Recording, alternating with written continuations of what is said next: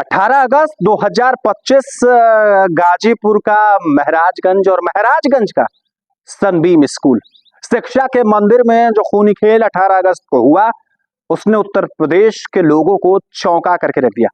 साथियों नमस्कार, जर्नलिस्ट अर्जुन की इस खास पेशकश में आपका बहुत बहुत स्वागत है।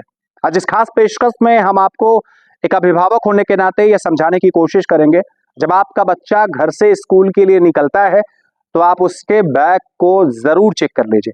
एक स्कूल प्रबंधक होने के नाते हम आपसे यह आग्रह करेंगे कि विद्यालय में यदि शिक्षक किसी बच्चे की शिकवा शिकायत आपसे करते हैं तो आप उसे गंभीरता के साथ लीजिए, वरना आपका भी वही हश्र होगा कि विद्यालय पर ताले लटक जाएंगे।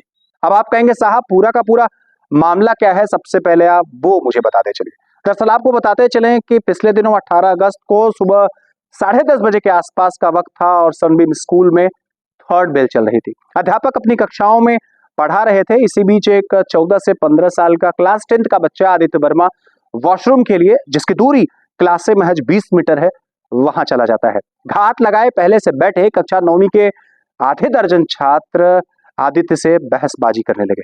यह सुनकर के पड़ोस के क्लास के 10th के कुछ और 2-3 बच्चे जाते हैं और आदित्य के समर्थन में खड़े हो जाते हैं। अचानक आदित्य वर्मा के ऊपर चाकू से एक छात्र ने हमला कर दिया और चाकू चलाया ऐसा कि उसके सीने छलनी छलनी हो गए और आदित्य को हॉस्पिटल ले जाया गया, लेकिन आदित्य अब इस दुनिया में नहीं रहा है। दरअसल इस घटना को समझने से पहले आपको 3 दिन और पहले जाना पड़ेगा। जो घटना लगभग 15 अगस्त की है।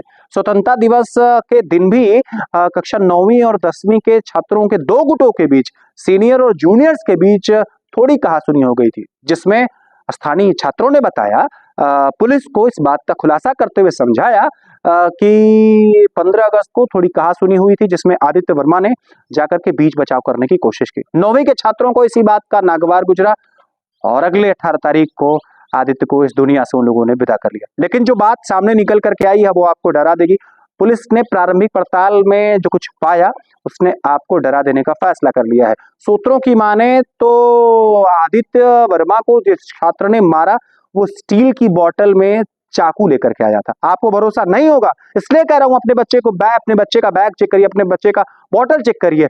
स्कूल बैग में स्टील का बोतल और बोतल के अंदर वो चाकू छिपा करके लाया था। चाकुओं से गोद दिया गया। आदित्य को बचाने के लिए 2-3 और छात्र जरूर टूट पड़े, लेकिन उन दोनों को भी जख्मी कर दिया गया। अंतिम खबर यह है कि उस आरोपी छात्र को कथित तौर पर गिरफ्तार कर लिया गया। उसके साथ साथ जो भी उसके साथी हैं उनसे पूछताछ चल रही है। पुलिस ने प्रारंभिक जांच में अब तक 20 छात्रों से बातचीत करनी शुरू कर दी है। उनके सोशल मीडिया अकाउंट्स चेक किए जा रहे हैं।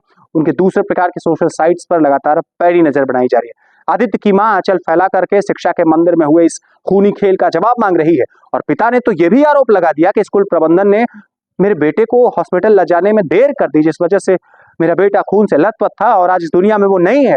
माता पिता बेबस हैं, आदित्य इस दुनिया में नहीं है। लेकिन आदित्य वर्मा के इस केस ने हमको ये सिखाया है, हमको ये बताया है कि आंख बंद करके किसी पे भरोसा नहीं करना चाहिए। प्राइवेट स्कूल के तमाम प्रबंधकों से मैं ये आग्रह करूंगा कि अगर विद्यालय चल रहे हैं, शिक्षक अगर किसी बात की इल्तजा करता है, शिकवा शिकायत छात्रों की करता है, तो आप भी गंभीरता के साथ ऐसे प्रकरण पर नजर बनाइए, वरना एक अभिभावक होने के नाते कल आपका बच्चा भी आपके सामने से रुखसत कर सकता है। नमस्कार।